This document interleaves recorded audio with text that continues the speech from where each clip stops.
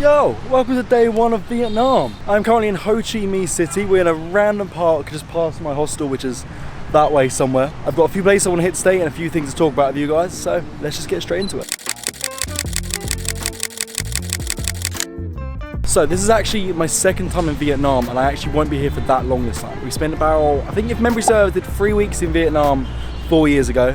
And I feel like I've covered pretty much everything in Vietnam that I want to do, and this trip I want to explore places I haven't been before. So the reason I'm in Vietnam in the first place is because I was originally meant to be doing a content creator meetup in Vietnam. So I booked my flight, my exit flight from Bali to Vietnam. So I booked it to Ho Chi Minh because this was the cheapest place in Vietnam to fly to, and at the time I didn't know where the meetup was going to be happening. The meetup then got changed and it was then going to happen in Bali, so I was going to go back to Bali to do it. That played on me a little bit because I was like, I've already spent 2 months of this year in Bali.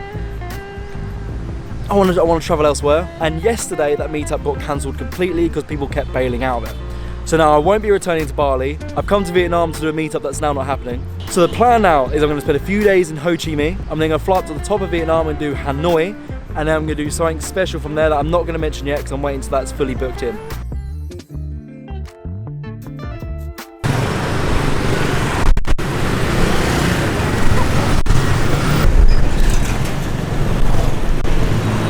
Crossing roads is fun in Vietnam. I'm currently in Tao Dan Park, going for a little walk around, although I'm pretty sure I can feel raindrops, which is concerning. So we might have to go take shelter somewhere. In the 5-minute walk it took me to get from the last clip to here, I was approached 7 times by people on mopeds. Only one of them was actually wearing a Gojek uniform. As a general rule of thumb for safety when traveling Asia, don't get on any mopeds or don't get in any taxis where you haven't approached them. If they've approached you, you just don't know. I wouldn't take that risk. I would only get on a moped or get in a taxi where I've ordered it on Gojek or Grab, or I've approached them and asked for Lyft because they look like a taxi person. And to be honest, I'd still rather just order a Gojek or Grab just to be safe. So yeah, this is Tao Dan Park. I've only been here for a few minutes, but it is definitely a gorgeous park. Very, very busy, very popular with the locals. And apparently it's a great place to get some coffee, have a walk around, have a sit down if you want to. A couple of things I want to quickly mention about getting to Ho Chi Minh. I arrived here last night. I did notice they sold SIM cards in the airport. After now getting into the city and buying a SIM card in the city, definitely overpriced in the airport. It cost me 220 Vietnamese dong for a 150 gigabyte data SIM card, which lasts for 1 month. Getting from the airport to the city was so easy. Leave the airport, go to the bus stop and get the 109 bus. There was 2 of them sat there. I think they go every 20 minutes, I think it is. They leave to come into the city. Took about 45 minutes and it cost 15,000 Vietnamese dong, which is like 60p or something like that. Takes you to the center of the city, and luckily for me it was a 3-minute walk from the drop-off point to my hotel. My hotel name is here. It's also linked in the description below. It is a nice hostel, not the comfiest of beds, not the best bathroom, good lockers, breakfast included, Wi-Fi is decent, does the job, doesn't it?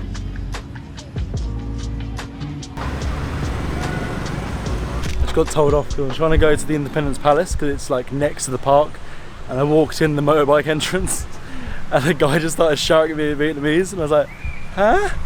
And he's like, ticket, ticket, and then pointed at the sign, and then I realised the sign says you have to go around and you have to go buy a ticket. So don't do that. Don't just walk in the motorbike entrance because he was not a happy bunny. Okay, so I'm now at the Independence Palace where I'm now going to be going in, just pay for my tickets, 40,000, which is £1.50 maybe, to walk around the park, which is where I'm in now, and you can go inside the palace, have a look around the palace. In here there is also an exhibition. You can pay an extra £1, I think it was, to do that. Just wasn't fussed, don't really care.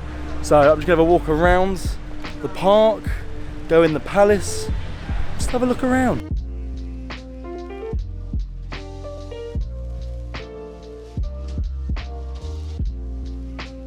I'm currently on top of the Independence Palace in what they call the 4 Directions Tower.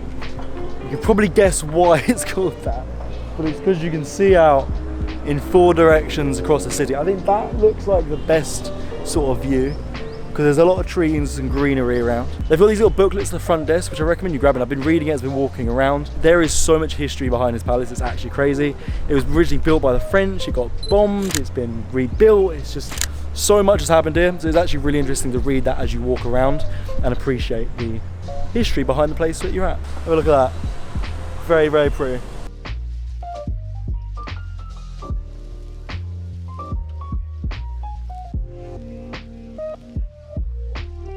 So I'm currently in the bunker underneath the Independence Palace. This place is actually massive. I didn't realize how big it was. But when the palace got bombed, this is where the president and his family took shelter. One of the walls can withstand a 500 kg blast, and down underneath there is another bunker that you can't actually go into, but that can survive a 2,000 kilogram blast. So this place is reinforced. Does anyone else's brain do the whole, like, if there was a zombie apocalypse, I'd definitely come in. Does anyone else's brain do that? Because that was my first thought when I read about how strong the bunker is. As I said earlier, the history behind this place is actually awesome. I highly recommend coming and checking this out.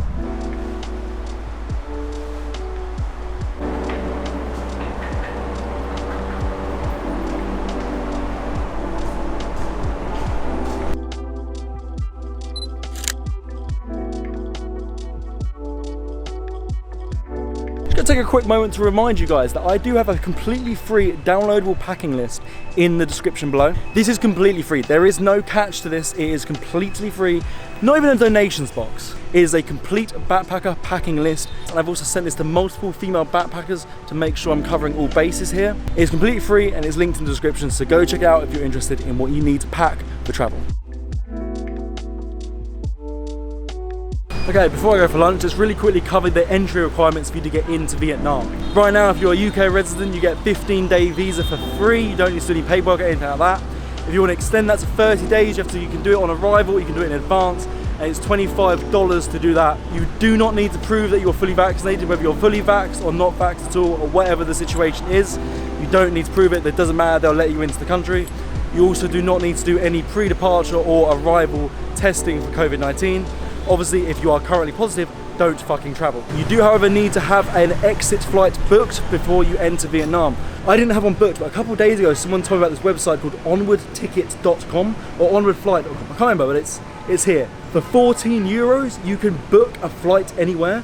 You'll get confirmation, it's fully verifiable on the website, and in 48 hours later, they'll cancel the flight. You pay 14 euros so you can get into the country and get around that I need to have an exit flight thing booked, and that then gives you the freedom. Is I now have the freedom, I have 15 days here, and then I can book my flight to wherever I'm going to go. Cheeky little travel hack for you there. Yo, that's the Notre Dame. And I know what you might be thinking, Luke, how the hell are you at the Notre Dame when you're in Vietnam, not Paris? When the French colonized Vietnam in the mid-1900s, they built a second Notre Dame and called it the Church of Saigon. So that is Notre Dame of Ho Chi Minh, basically. Currently it's covered in scaffolding, I'm not 100% sure why. They're doing something, so it's not as pretty as it normally is. There you go, Notre Dame.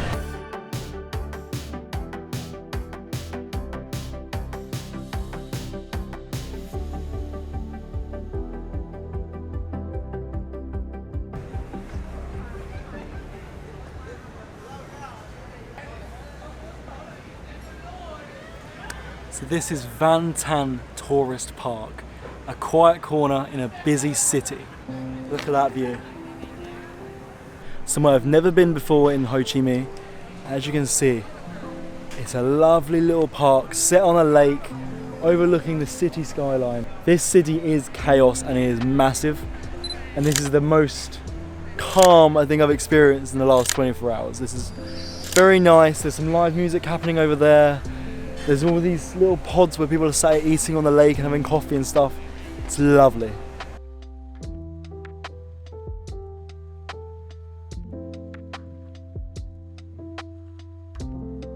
Van Tan Tourist Park, Ho Chi Minh. Alright, I'm going to sign this video out here. I've done everything I wanted to cover off today. I've got a lot more I want to do tomorrow. So I'm going to go find somewhere to sit down, do at work, have a Vietnamese coffee, and just chill out. So if you like the video, drop a thumbs up down below, subscribe if you aren't already, all the other stuff that YouTubers tell you to do, and I'll see you in the next one. Don't forget to take the shot. Peace.